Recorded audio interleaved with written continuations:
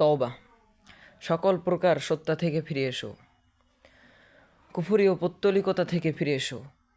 এ দরবারে কোনো নিরাশা নেই, হাজারবার তওবা ভাঙলেও ফিরে এসো।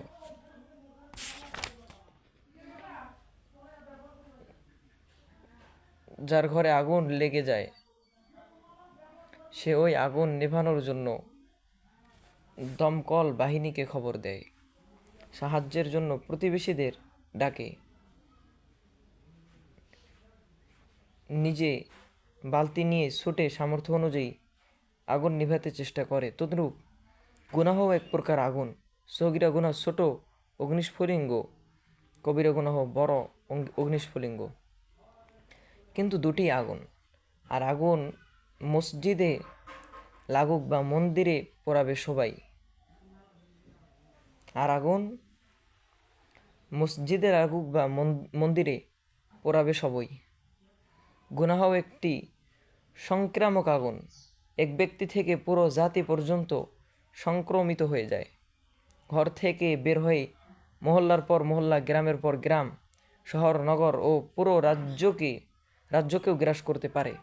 কিন্তু এ আগুন নিভাতে প্রতিবেশীদেরকে ডাকার প্রয়োজন হয় না, দমকল বাহিনীকে টেলিফোন করার দরকার হয় না, বরং এর জন্য সরাসরি সব বিচারকের শ্রেষ্ঠতম বিচারক আল্লাহর দরবারে অনুতাপের সাথে অশ্রুপাত করা প্রয়োজন। অনুতাপের দুফোঁটা অশ্রু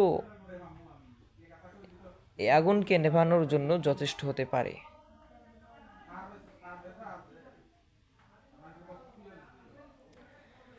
আলহামদুলিল্লাহ রাব্বিল আলামিন, والصلاة والسلام على سيدنا والصلاة والسلام على خير خلقه سيدنا محمد سيد المرسلين وعلى آله وصحبه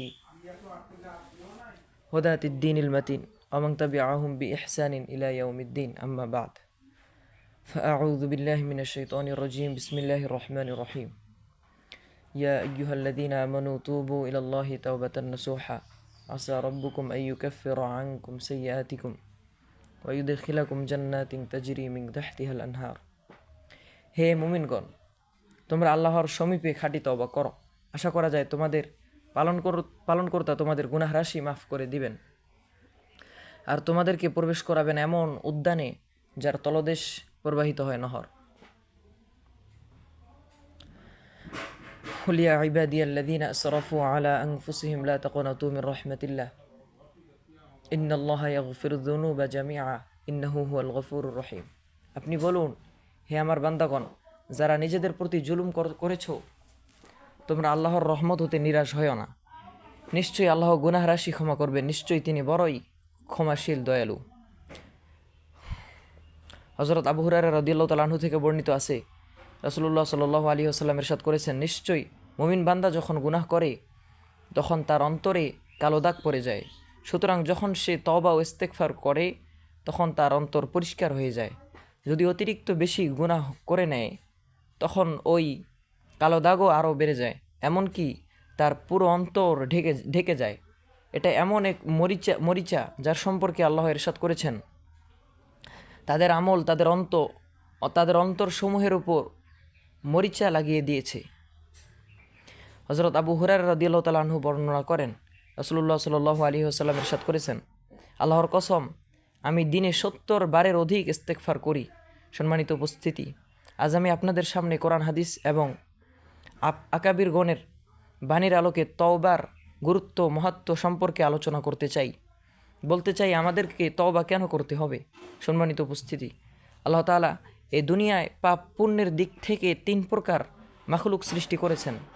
প্রথম প্রকার মাখলুক হলো তারা যাদের দ্বারা নেক কাজ হয় কিন্তু কখনো গুনাহের কাজ হয় না। তারা নুরানি মাখলুক, ফেরেশতা। তাদের সম্পর্কে আল্লাহ তাআলা ইরশাদ করেছেন, লা ইয়াসুনাল্লাহা মা আমারহুম ওয়া ইয়াফআলুনা মা ইউমারুন। তারা কোনো বিষয়ে আল্লাহর নাফরমানি করে না, আর যা তাদেরকে আদেশ করা হয় তৎক্ষণাৎ তা পালন করে। ফেরেশতাগণের মাঝে পাপের ক্ষমতাই নেই, তারা গুনাহ করতেই পারে না, তারা নূরই নূর। অমানিসা ও মন্দের কোনো স্থানই এখানে নেই। দ্বিতীয় প্রকার মাখলুক হচ্ছে যাদের মাঝে নেক কাজের ক্ষমতাও আছে, আবার মন্দ কাজের ক্ষমতাও আছে। এ মাখলুক হলো মানুষ ও জিন। মানুষ যত পাপীই হোক না কেন, তাদের মাঝে তো নেক কাজের ক্ষমতাও রয়েছে, তবে অধিক গুনাহর কারণে এই ক্ষমতায় মরিচা পড়ে যায়, হারিয়ে যায় নেক কাজের উৎসাহ। তদ্রূপ মানুষ যত নেককারই হোক না কেন, তার মাঝে গুনাহর ক্ষমতাও থাকে। হজরত আম্বিয়া আলাইহিস সালাম ব্যতীত কোনো মানুষই দাবি করতে পারবে না যে আমি কখনো গুনাহ করিনি। কোনো কোনো সাহাবীর দ্বারাও গুনাহের কাজ হয়েছে, কিন্তু তারা যার পরনাই খাঁটিভাবে তওবা করেছেন, তাদের তওবার উপর লক্ষ হাজার নেক কাজ উৎসর্গ করা যায়। আর মহান আল্লাহ তাদেরকে রাদিয়াল্লাহু আনহুম ওয়া রাদু আন এর চিরন্তন সার্টিফিকেট দান করেছেন। কাজেই তাদের মধ্যে কারো কোনো ভুলের প্রতি আঙ্গুলি তোলা আমাদের জন্য জায়েজ হবে না। তাদের রব যখন তাদের উপর সন্তুষ্ট আর তারাও আপন রবের প্রতি সন্তুষ্ট, তখন তাদের গালমন্দ ও ভর্ৎসনা করার আমরা কি তওবার দরজা। যখন হযরত সাহাবা ইকরাম রাদিয়াল্লাহু তাআলা আনহু থেকেও গুনাহ প্রকাশ পেতে পারে, তখন আমরা আর কি যে আমাদের দ্বারা কখনো গুনাহ হবে না। কিন্তু নিরাশ হওয়ার প্রয়োজন নেই, কারণ মৃত্যুর আলামত প্রকাশ পাওয়ার পূর্ব পর্যন্ত প্রত্যেক মানুষের জন্য তওবার দরজা খোলা রয়েছে। তিরমিজি শরীফে হযরত ওমর রাদিয়াল্লাহু তাআলা আনহু থেকে বর্ণিত আছে, নিশ্চয়ই আল্লাহ প্রাণ ওষ্ঠাগত না হওয়া পর্যন্ত মানুষের তওবা কবুল করবেন। কিন্তু মৃত্যুর স্পষ্ট আলামত প্রকাশের পরে তওবার দরজা বন্ধ হয়ে যাবে। তওবার দরজা বন্ধ হয়ে যায়। এ অবস্থায় ফেরাউনও তওবা করেছিল, তার তওবা কবুল হয়নি। সে পানিতে নিমজ্জিত হওয়ার সময় বলেছিল, আমি বিশ্বাস করলাম যে আর কোনো উপাস্য নেই যার উপর বনী ইসরাইল ঈমান এনেছে, আর আমিও অনুগতদের একজন।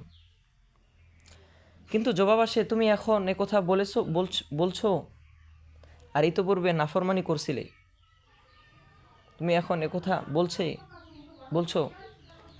নাফরমানি করছিলে। অবশ্য তুমি ছিলে পথভ্রষ্টদের একজন। তোমার গর্দান তো কখনো অবনত হতো না। তোমার তো নিজের ক্ষমতা ও বৈষয়িক শক্তির উপর চরম অহংকার ছিল। তুমি ছিলে খোদাই দাবিদার এবং মানুষকে জীবিকা পৌঁছানোর ঠিকাদার। হযরত মুসা আলাইহিস সালামের দাওয়াতকে উপহাস করে উড়িয়ে দিয়েছিলে। আর আজ যখন আযাবে গ্রেফতার হয়েছ এবং চোখের সামনে দেখছো মৃত্যু, তখন তওবা করছো।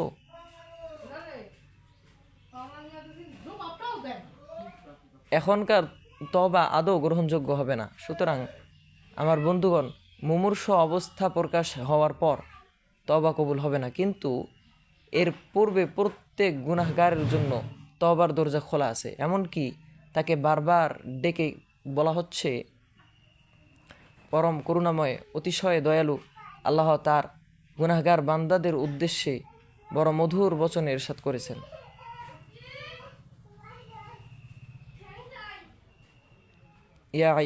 ইয়া ইবাদিয়াল্লাযীনা আসরাফু আলা আনফুসিহিম লা তাকনাতু মির রাহমাতিল্লাহ। হে আমার গুনাহগার বান্দারা, তোমরা আমার রহমত থেকে নিরাশ হয় না, এর কোনো প্রয়োজন নেই। তোমরা অপরাধী, তোমরা গুনাহে ডুবে জীবনের বড় মূল্যবান মাস বছর অতিবাহিত করে ফেলেছ। কিন্তু তুমি তো আমারই বান্দা। হয়তো দুনিয়াবাসী তোমাকে ঘৃণা করছে, তোমাকে দেখে তারা ঘৃণায় মুখ ফিরিয়ে নেয়, তাচ্ছিল্য করে বলতে পারে, সে তো চোর, ডাকাত, মদ্যপ, ব্যভিচারী, বেনামাজি। কিন্তু অনুতাপে দগ্ধ হয়ে তওবার জন্য আমার দরবারে চলে এসো। তোমাকে আমি ভর্ৎসনা করব না, তোমার থেকে মুখ ফিরিয়ে নেব না, বরং রহমতের আবরণে তোমাকে আবৃত করে নিব। 90 বছরের কোনো বৃদ্ধ ব্যক্তি যে জীবনে তার মাওলার সামনে একটি সেজদাও করেনি, জীবনের প্রতিটি মুহূর্তে আপন মালিকের নাফরমানি করেছে, তার আমলনামায় একটি নেকিও লেখা নেই। এরপর চলে এসেছে সে সময় যখন বার্ধক্যের কারণে কোমর বাঁকা হয়ে যায়, সাদা হয়ে যায় মাথার চুল, হাত হয়ে যায় শক্তিহীন, দৃষ্টিশক্তি হয়ে যায় দুর্বল, শ্রবণ শক্তি হয়ে যায় ভারী, নড়বড়ে হয়ে যায় পায়ের গোড়ালি, ভারী হয়ে যায় জিহ্বা, মস্তিষ্ক কাজ করে না, ভালোবাসার স্ত্রীও আলাদা হয়ে যেতে চায়, বন্ধুবান্ধব ছেড়ে চলে যায়, নিজের বৃদ্ধ পিতাকে মনে হয় অযথা বোঝা। এই নিঃস্ব রিক্ত হস্ত ও আঘাতে আঘাতে জর্জরিত বৃদ্ধ যখন সর্বদিক থেকে নিরাশ হয়ে অন্তরে খোদাভীতি আর মাথায় গুনাহের বোঝা নিয়ে অনুতাপের অনলে পড়ে তওবার দৃঢ় প্রত্যয় নিয়ে বাঁকা কোমরে ঠুক ঠুক লাঠি ভর করে আল্লাহর ঘরের দিকে যায় এবং সেখানে মস্তকাবনত করে আপন মালিককে ডাকে, হে খালিক, হে মালিক, আমি জীবনের মূল্যবান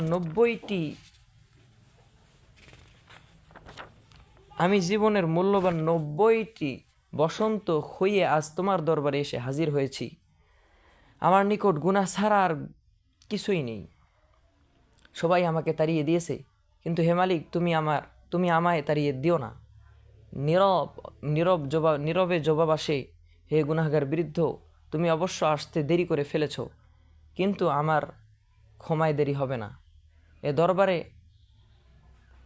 আগতদের তাড়িয়ে দেওয়া হয় না। গুনাহের কালিমায় জর্জরিত মানুষকে ধমকানো হয় না, ঘৃণা করা হয় না তাকে, হিসেব করা হয় না তার ভুল ভ্রান্তি। হয়তো তোমার গুনাহ অনেক, কিন্তু আমার রহমত অসীম অফুরন্ত, এর কোনো শেষ নেই। আমার তো বরং সাদা চুল দেখলে লজ্জাবোধ হয়। যাও, আমি তোমাকে ক্ষমা করে দিলাম। তোমার 90 বছরের গুনাহসমূহ আমি পুণ্যে পরিণত করে দিলাম। এখন ওই ভগ্নপ্রাণ ব্যথিত চুরচুর বৃদ্ধ যে গুনাহের বোঝা নিয়ে এসেছিল, সে পুণ্যের ভারী বোঝা নিয়ে ফিরে যায়। আল্লাহ তাআলা ইরশাদ করেন, ইল্লা মান তাবা ওয়া আমানা ওয়া আমিলা আমালান সালিহান ফাউলাইকা ইউবাদদিলুল্লাহু সাইয়্যাতিহিম হাসানাত ওয়া কানা আল্লাহু গফুরুর রহিমা। কিন্তু যে তওবা করেছে এবং দৃঢ় বিশ্বাস ও কিছু নেক কাজ করছে, সুতরাং তাদের গুনাহসমূহকে আল্লাহ তাআলা নেকিতে পরিবর্তন করে দিবেন। আর আল্লাহ বড় ক্ষমাশীল ও পরম করুণাময়। একটি আশ্চর্য বিষয়, আল্লাহ তাআলা গুনাহসমূহ ক্ষমা বরং নেকিতে পরিবর্তন করতে সক্ষম, নিশ্চিত সক্ষম। কাজেই আমি বলতে চাই, একটি আজব কথা বলতে চাই, কিন্তু আপনারা গভীরভাবে চিন্তা করলে আমার কথা সমর্থন করবেন। কথাটা হলো, অনেক সময় গুনাহ প্রকারান্তরে আল্লাহ তাআলাকে সন্তুষ্ট করার কারণ হয়ে যায়, আবার অনেক সময় পুণ্য প্রকারান্তরে আল্লাহ তাআলার সাথে দূরত্ব সৃষ্টির কারণ হয়। আমার এই কথায় আপনারা নিশ্চয়ই অবাক হচ্ছেন। আপনারা হয়তো বলবেন, গুনাহ তো আবর্জনা, ময়লা, অমানিসা, মন্দ, তা কিভাবে আল্লাহ তাআলা নৈকট্য লাভের কারণ হতে পারে? আল্লাহ তাআলার নৈকট্য লাভের কারণ হতে পারে? পক্ষান্তরে পুণ্যত পবিত্র, সুগন্ধি, জ্যোতি, কল্যাণ, তা কিভাবে মহান আল্লাহ থেকে দূরত্বের কারণ হতে পারে? ভাইয়েরা, আমার কথা মনোযোগ দিয়ে শুনুন। যখন কোনো মানুষ গুনাহ করার পরে তার মাঝে অনুশোচনা আসে, এই অনুভূতি তাকে দগ্ধ করতে থাকে যে, আমি আপন মালিকের নাফরমানি করেছি, আমি গোলাম, তিনি মনিব, আমি তার দেওয়া অন্ন খাই, তিনি অন্নদাতা, আমি তার সৃষ্টি, তিনি সৃষ্টিকর্তা, আমি নিয়ামত গ্রহীতা, তিনি নিয়ামত দাতা, আমার উপর তার নিয়ামত ও অনুগ্রহ দয়ার কোনো সীমা নেই। তাহলে আমি কেন তার আদেশ অমান্য করছি? কিয়ামত দিবসে কি জবাব দেব?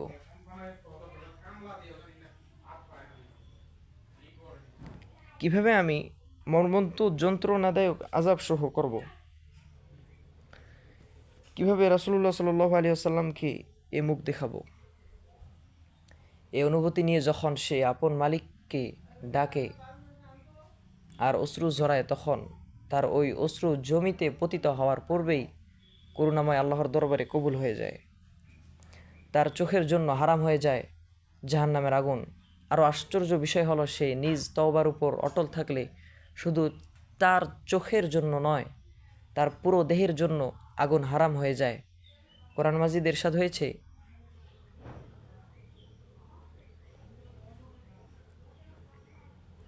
আর যখন সেসব লোক আপনার নিকট আসে যারা আমার ঈমান রাখে আয়াতসমূহের উপর, তখন বলুন, তোমাদের উপর রয়েছে শান্তি। তোমাদের প্রভু অনুগ্রহ করাকে নিজ দায়িত্বে নির্ধারিত করে নিয়েছেন। তোমাদের মধ্য হতে যে ব্যক্তি অজ্ঞতাবশত কোনো মন্দ কাজ করে বসে, এরপর সে তওবা করে এবং সংশোধন করে নেয়, তবে আল্লাহ বড় ক্ষমাশীল, পরম করুণাময়। হযরত আবু হুরায়রা রাদিয়াল্লাহু তাআলা আনহু থেকে বর্ণিত, রাসূলুল্লাহ সাল্লাল্লাহু আলাইহি ওয়াসাল্লাম ইরশাদ করেন, বান্দা যখন গুনাহ করে ফেলে আর তারপর বলে, মাওলা আমি গুনাহ করে ফেলেছি, আমাকে ক্ষমা করে দাও, আল্লাহ বলেন, আমার আমার বান্দা কি জানে তার কোনো রব আছেন যিনি গুনাহ মাফও করেন আবার তাকে পাকড়াও করতে পারেন। আমি আমার বান্দাকে ক্ষমা করে দিয়েছি। এরপর আল্লাহ তাআলা যতক্ষণ ইচ্ছা হয় বান্দা থেমে থাকে। এরপর যদি কেউ পুনরায় গুনাহ করে ফেলে আর বলে, হে রব আমি গুনাহ করেছি, ক্ষমা করে দাও, রব বলেন, আমার বান্দা কি জানে তার কোনো রব আছে যিনি ক্ষমা করে দেন আর তাকে পাকড়াও করতে পারেন। আমি আমার বান্দাকে ক্ষমা করেছি। এরপর বান্দা থেমে থাকে যতক্ষণ আল্লাহ ইচ্ছা করেন। তারপর আবার গুনাহ করে বসে, আরজ করে, হে রব আমি গুনাহ করে ফেলেছি, আমাকে ক্ষমা করে দাও। তখন আল্লাহ বলেন, আমার বান্দা কি জানে তার একজন রব আছে যিনি গুনাহ ক্ষমা করে দিবেন আবার পাকড়াও করতে পারেন। আমি আমার বান্দাকে ক্ষমা করে দিয়েছি, সে যা ইচ্ছা করুক। এই গুনাহগারের বিপরীত যে ব্যক্তি পুণ্য করে কিন্তু নিজের পুণ্যের উপর গর্ব অহংকার করে, অন্যদেরকে মনে করে অধম নিকৃষ্ট, তার ওই পুণ্য তার জন্য বিশদ হয়ে যায়। সে পরম করুণাময় আল্লাহর দরবার থেকে বহু দূরে ছিটকে পড়ে। নৈকট্য প্রাপ্তদের বিষয় আমি এখন আল্লাহর এক নেক বান্দার এক ঘটনা বর্ণনা করব। কোনো লোক হযরত আমির মুয়াবিয়া রাদিয়াল্লাহু তাআলা আনহু এর নাম বলেন, আল্লাহই জানেন এটা তার ঘটনা নাকি অন্য কোনো বুজুর্গের ঘটনা হলো। এক রাতে তিনি গভীর ঘুমে আচ্ছন্ন হয়ে যান। তাহাজ্জুদ নামাজ কাজা হয়ে গেল, তাই তিনি অঝোর কাঁদেন, কাকুতি মিনতি করে ক্ষমা প্রার্থনা করেন আপন মাওলার নিকট। আপনাদের কেউ কেউ হয়তো ভাবতে পারেন তার গুনাহটা কী ছিল যার জন্য এভাবে ক্ষমা প্রার্থনা ও তওবা করার প্রয়োজন হয়েছে। আমরা তো অনেক ফরজ নামাজও কাজা করে ফেলি, তবু ভয়ে অনুতপ্ত হই না, তওবা করারও কোনো সুযোগ আমাদের হয় না। অথচ তিনি তাহাজ্জুদ নামাজ কাজা হওয়ার জন্য বিনয় অবনত আহাজারি করছেন। বস্তুত আল্লাহর নৈকট প্রাপ্তদের বিষয়টা সাধারণ লোকদের থেকে আলাদা। একটি সুন্নত আদায় করতে না পারলে তাদের যে দুঃখ আক্ষেপ হয়, সম্ভবত আমাদের ফরজ ওয়াজিব ছুটে গেলেও এত আক্ষেপ হয় না। আমি বলছিলাম, গুনাহের জন্য অনুশোচনা মানুষকে আল্লাহর নৈকট্য দান করে, আর নেক কাজের উপর গর্ব অহংকার তাকে আল্লাহ থেকে দূরে সরিয়ে দেয়। বনী ইসরাইলের দু ব্যক্তির ঘটনা হাদিসে বর্ণিত আছে। তাদের মধ্যে এক ব্যক্তি বড় নেককার ও সত্যবাদী ছিল, অন্যজন অত্যন্ত বদকার পাপিষ্ঠ ছিল। সে জঙ্গলে পথ অতিক্রম করছিল। সে নেককার লোকটিকে দেখল যে উনি এক স্থানে বসে আছেন, তার উপর মেঘ ছায়াদান করছে। তার অন্তরে বিরাট দাগ কাটল। তার চিন্তা হয়, একদিকে আমার মতো পাপিষ্ঠ লোক যার জীবনের প্রতিটি মুহূর্ত পাপাচার ও মালিকের অবাধ্যতায় কাটে, অন্যদিকে এ নেককার ব্যক্তি যার পুণ্য পরহেজগারিতে তার প্রতি যার পরাণাই খুশি তার মালিক, যদ্দরুন মেঘ তাকে ছায়া দিচ্ছে। তাই তার ইচ্ছা হলো আমিও কিছু সময় তার সান্নিধ্যে বসব, যেন আমারও এ সৌভাগ্য নসিব হয়। এ গুনাহগার ওই নিরস দুনিয়া বিরাগীর পাশে বসার উদ্দেশ্যে অগ্রসর হলো।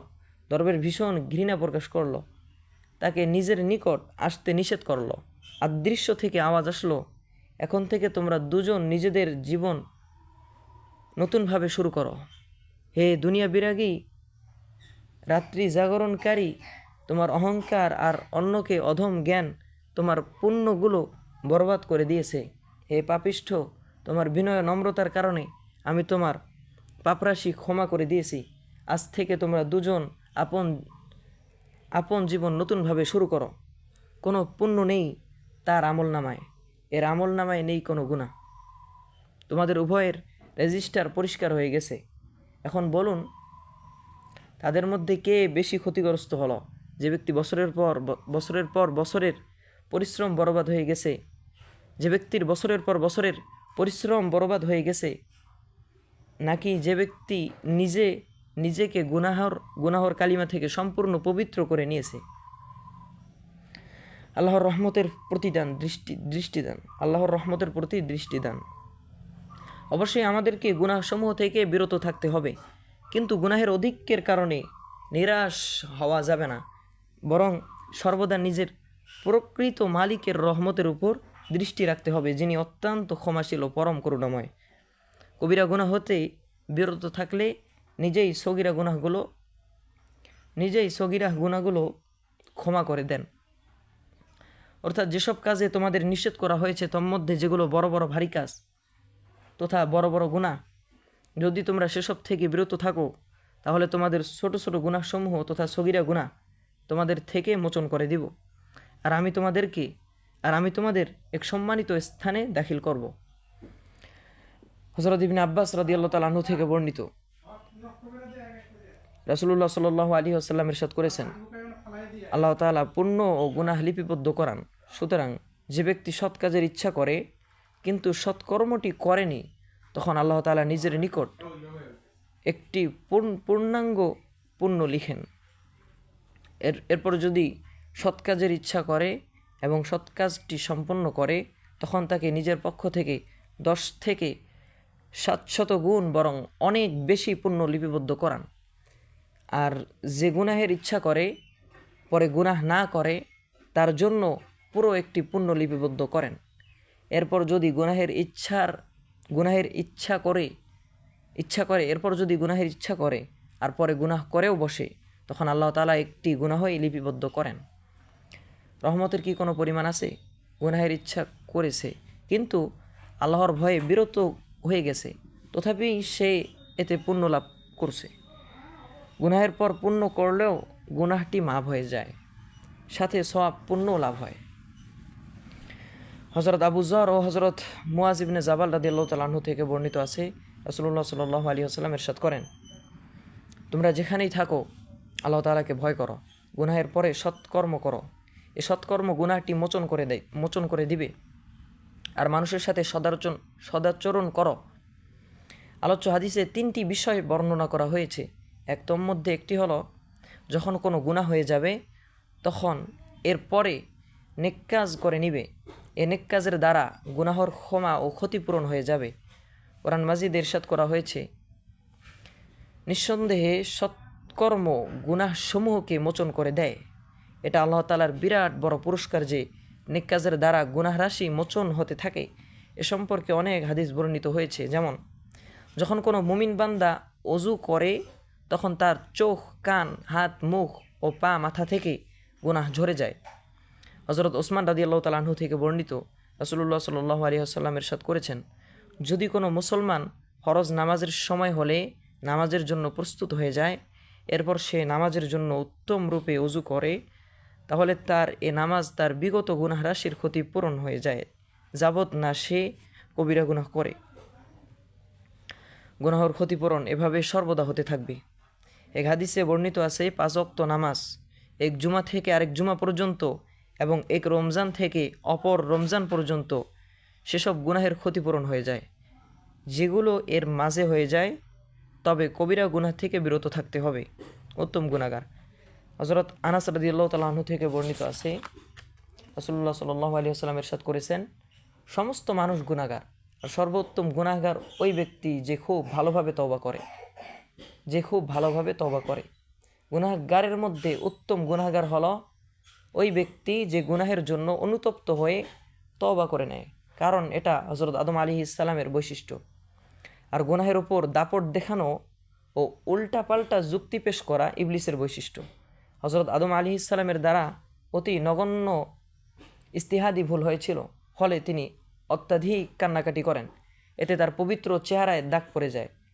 আর ইবলিস মারাত্মক অপরাধ করেছিল, কিন্তু তার মুখে অনুশোচনার হরিদাবর্ণ আদৌ দেখা যায়নি। হযরত আদম আলাইহিস সালাম নিজের ইজতিহাদি ভুলের জন্য অনুতপ্ত হয়েছেন, তাই করুণাময় আল্লাহ তাআলা নিজেই ক্ষমা প্রার্থনার পদ্ধতি ও শব্দমালা শিখিয়ে দিয়েছেন। রব্বানা যালামনা আনফুসানা ওয়া ইল্লাম তাগফির লানা ওয়া তারহামনা লানাকুনান্না মিনাল খাসিরিন। হে আমাদের রব, আমরা নিজের উপর বড় বিচার করেছি। আপনি যদি আমাদেরকে ক্ষমা ও আমাদের প্রতি অনুগ্রহ না করেন তবে অবশ্যই আমরা বিরাট ক্ষতিগ্রস্ত হয়ে যাব। এটাও মহান আল্লাহর অন্যতম অনুগ্রহ যে তিনি তার দুর্বল বান্দাদেরকে সন্তুষ্ট করার পদ্ধতি নিজে জানিয়ে দিয়েছেন। নবীগণের আদর্শ বিষয়টি শুধু হজরত আদম আলাইহিস সালামেরই নয়।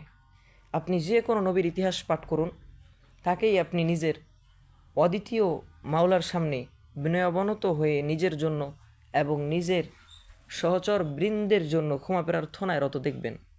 হজরত নূহ আলাইহিস সালাম তার দাম্ভিক জাতিকে আপন প্রভুর দরবারে ক্ষমা প্রার্থনা করতে বললেন, কিন্তু জাতি দম্ভ অহংকারের পথ বেছে নিল। কাজেই তিনি নিজের এবং নিজের মাতা পিতা ও মুমিনদের জন্য ক্ষমার দোয়া করেন। রব্বি গফিরলি ওয়ালি ওয়ালিদাইয়া ওয়ালিমান দাখালা বাইতিয়া মুমিনা ওয়ালিল মুমিনিনা ওয়াল মুমিনাত ওয়ালা তাজিদিজ জালিমিনা ইল্লা তাবারা। হে আমার রব, ক্ষমা করুন আমাকে, আমার পিতামাতা এবং যে মুমিন অবস্থায় আমার গৃহে প্রবেশ করেছে তাকে এবং সকল মুমিন নর নারীকেও, আর জালেমদের ধ্বংসকে আরও বাড়িয়ে দিন। হজরত ইব্রাহিম আলাইহিস সালাম আপন মালিককে এভাবে আহ্বান করতেন, রব্বানা গফিরলি ওয়ালি ওয়ালিদাইয়া ওয়ালিল মুমিনিনা ইয়াউমা ইয়াকুমুল হিসাব। হে আমাদের প্রভু, ক্ষমা করুন আমাকে, আমার মাতা পিতাকে ও সমস্ত মুমিনকে হিসাব কায়েম হওয়ার দিন। ওয়া আরিনা মানাসিকানা ওয়া তুব আলাইনা ইন্নাকা আনতাত তাওয়াবুর রহিম। আর আমাকে আমার হজের আহকাম বাতলে দিন, কবুল করুন আমার তওবা, আপনি বড় ক্ষমাশীল ও পরম করুণাময়।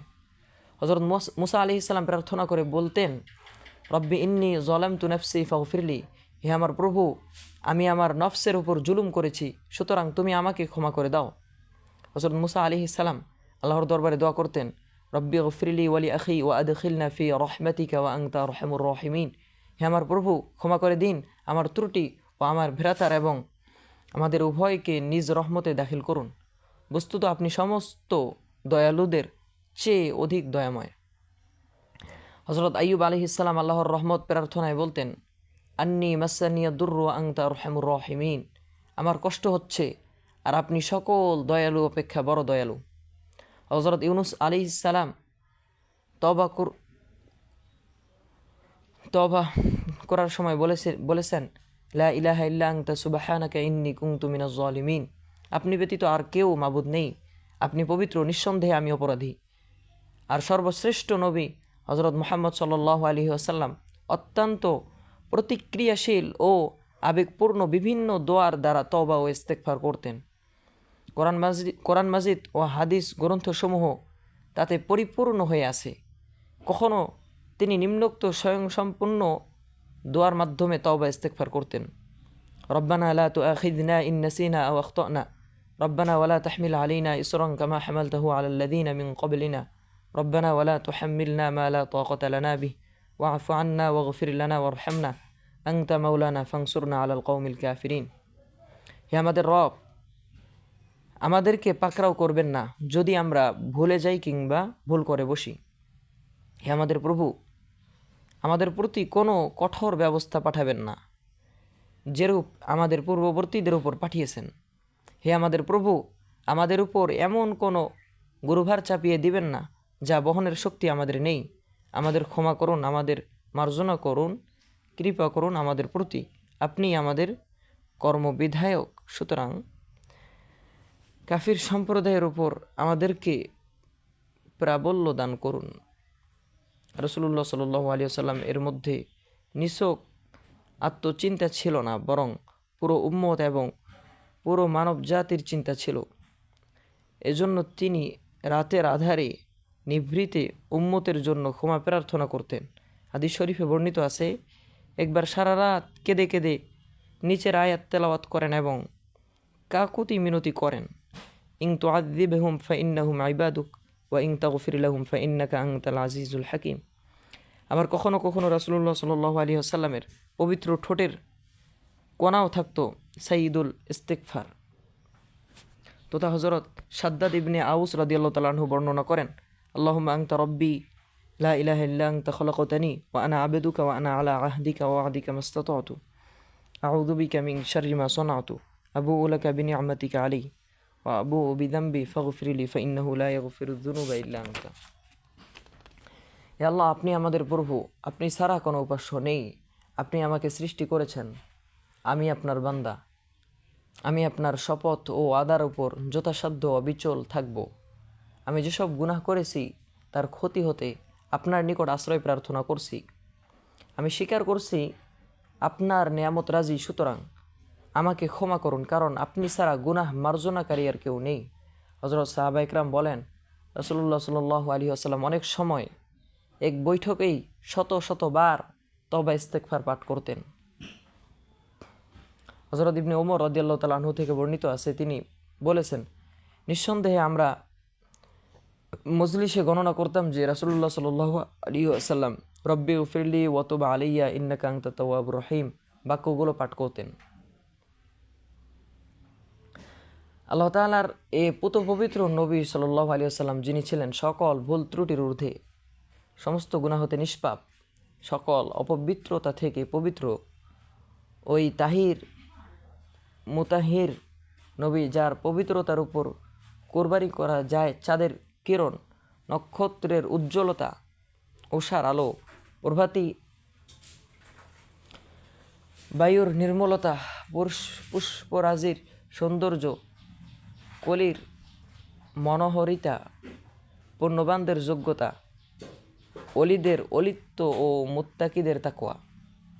এই ক্ষমাপ্রাপ্ত কৃপাধন্য মহামানব, যার ক্ষমার সুসংবাদ কোরআনে বারবার শোনানো হয়েছে এবং যিনি শুধু নিজেই ক্ষমাপ্রাপ্ত ছিলেন না, বরং তার পবিত্র ঠোঁটের বরকতে লাখ লক্ষ হাজার লোকের ক্ষমার পরওয়ানা লাভ হয়েছে, সেই পবিত্রকারী, পুণ্যাত্মা, নিষ্পাপ, সুসংবাদদাতা, ক্ষমাপ্রাপ্ত এবং দয়ার বারিধারায় সদা সিক্ত মহামানবের অবস্থা যদি এই হয় যে তিনি প্রতি মুহূর্ত আল্লাহ তাআলার ভয়ে ভীত প্রকম্পিত থাকতেন, তার রাতগুলো কাটত আপন মালিকের সামনে বিনয়বনত প্রার্থনায়।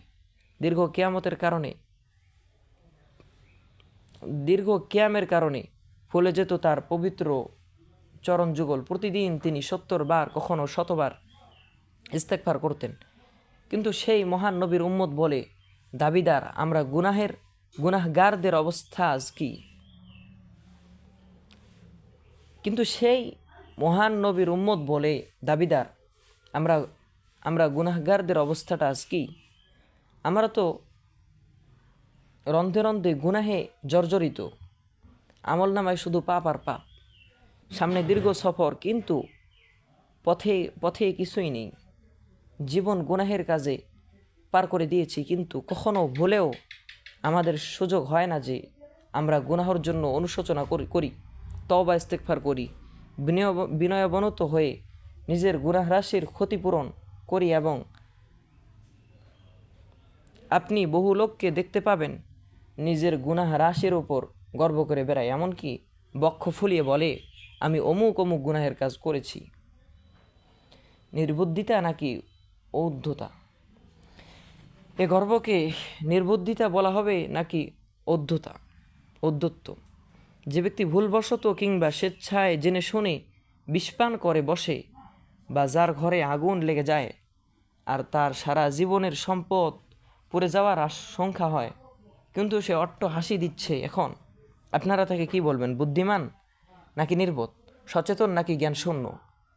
গুনাহও এক ধরনের বিষ। যে ব্যক্তি এ বিষ খেয়ে ফেলেছে তার উচিত নিজের আত্মিক অবস্থা সম্পর্কে চিন্তা ভাবনা করা।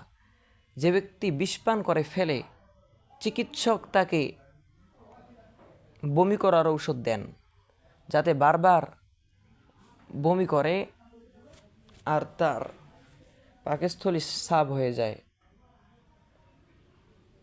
তার বিষক্রিয়া দূর হয়। অনুরূপভাবে যে ব্যক্তি গুনাহ করে বসেছে তাকে বারবার তওবা ইস্তেগফার করতে হবে, যেন গুনাহের বিষক্রিয়া হতে মুক্তি লাভ হয়। আক্ষেপ, দৈহিক জীবন রক্ষার জন্য একজন সাধারণ চিকিৎসকের কথায় আমরা বমি করার মতো কষ্টকর কাজটি বারবার করতে প্রস্তুত হয়ে যাই, কিন্তু প্রকৃত ডাক্তার আত্মিক ব্যাধি নিরাময়ের জন্য আমাদেরকে তওবা ইস্তেগফারের যে সহজ পথ্য বলে দিয়েছেন, আমরা তা গ্রহণ ও ব্যবহার করতে প্রস্তুত হই না। যার ঘরে আগুন লেগে যায়, সে আগুন নেভানোর জন্য দমকল বাহিনীকে খবর দেয়, সাহায্যের জন্য পাড়াপড়শিকে ডাকে, নিজেও বালতি নিয়ে দৌড়ায়, যথাসাধ্য আগুন নেভানোর চেষ্টা করে। গুনাহ এক প্রকার আগুন। সগীরা গুনাহ ছোট অগ্নিস্ফুলিঙ্গ, কবিরা গুনাহ বড় অগ্নিস্ফুলিঙ্গ, কিন্তু দুটি আগুন। আর আগুন মসজিদে লাগুক বা মন্দিরে পূর্বে সব কিছুই। আর গুনাহ তো এক ধরনের সংক্রামক আগুন।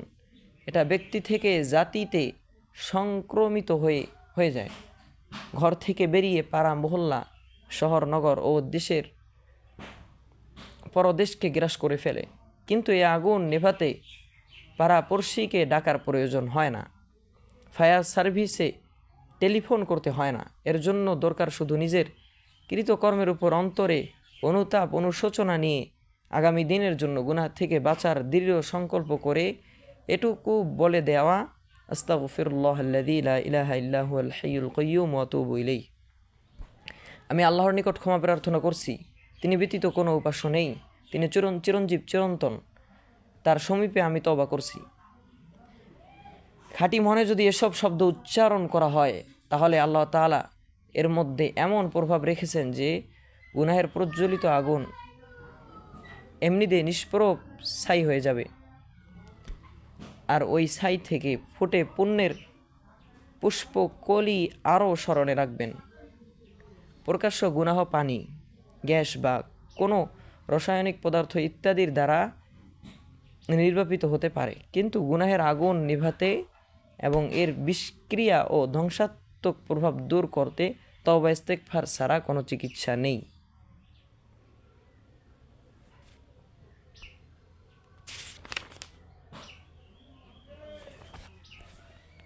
তওবার পদ্ধতি। এমনিতেও প্রত্যেক ব্যক্তিকেই তওবা ইস্তেগফার করতে হয়, কিন্তু তথাপি আলেমগণ তওবার একটি পদ্ধতিও বলে দিয়েছেন। ইসলামী দার্শনিক ইমাম গাজ্জালী রহমতুল্লাহি আলাইহি তওবার পদ্ধতি নির্ধারণ করে বলেছেন, এসব বিষয় থেকে তওবা করতে হবে। 1. সর্বপ্রথম কুফর শিরিক থেকে তওবা করতে হবে। 2. সব গুনাহ থেকে তওবা করতে হবে, চাইতা কবিরা হোক বা সগীরা। 3. প্রকাশ্য গুনাহসমূহের সাথে সাথে বাতিনি গুনাহ থেকেও তওবা করতে হবে, যথা হিংসা, ঘৃণা, শত্রুতা ইত্যাদি। আমরা তো ভিতরে ভিতরে আগুন নিয়ে বসে আছি, বাইর করাই জানা নেই, বাইর কারোই জানা নেই। গালি দেইনি, কিন্তু মনে মনে ইচ্ছে হয় হত্যাই করে ফেলি। এসব বাতেনি গুনাহ।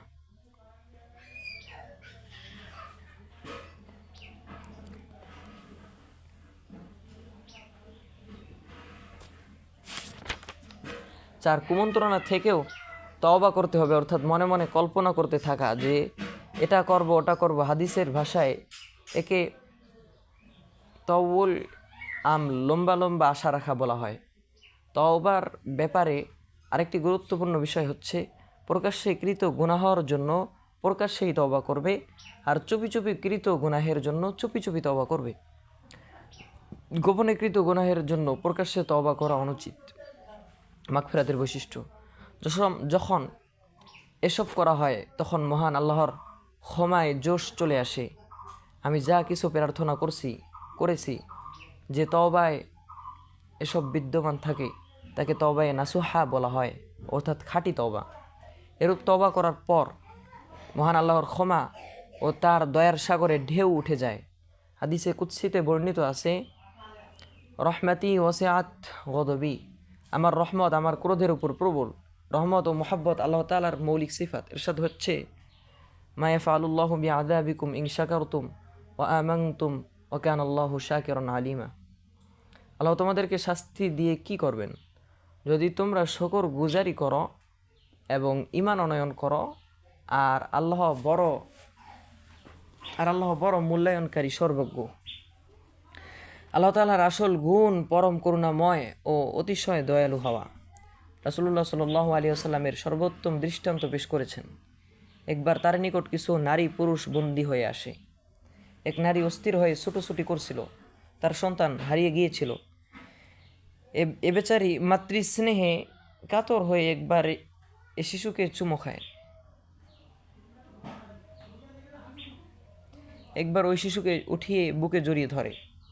রাসূলুল্লাহ সাল্লাল্লাহু আলাইহি ওয়াসাল্লাম ওই নারীর অবস্থা দেখে সাহাবা ইকরাম রাদিয়াল্লাহু তাআলা আনহুকে বললেন, বলো তো, এ নারী কি কখনো নিজের সন্তানকে আগুনে নিক্ষেপ করবে? সাহাবা ইকরাম আরজ করেন, কঠিন কালেও নয়। রাসূলুল্লাহ সাল্লাল্লাহু আলাইহি ওয়াসাল্লাম ইরশাদ করেন, মহান আল্লাহ তার বান্দার প্রতি ওই নারীর চেয়ে বেশি দয়াময়। হাদিস শরীফে বর্ণিত আছে, আল্লাহ তাআলা তার রহমত 100 ভাগে ভাগ করেছেন।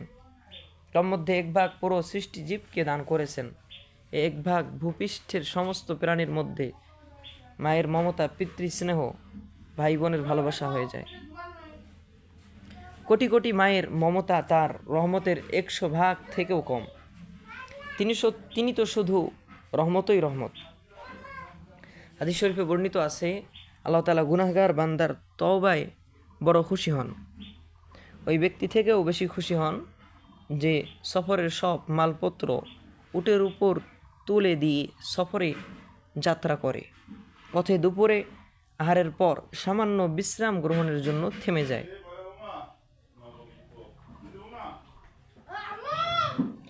একটু তন্দ্রা চলে আসে আর ওই সময় তার উট কোথায় হারিয়ে যায়। তোমার